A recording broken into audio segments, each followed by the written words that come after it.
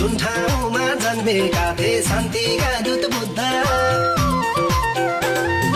जुन ठाउँमा जन्मेका थिए शान्तिका दूत बुद्ध, त्यही ठाउँ भन्छ रणभूमि हामी हामी जुद्ध।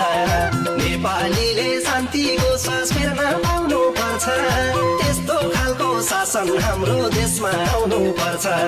पूर्वमा मेची, पूर्वमा मेची पश्चिम महाकाली, नेपाल आमाका सन्तान नेपाली, हाम्रो नेपाल हामी नेपाली, हाम्रो नेपाल हामी नेपाली।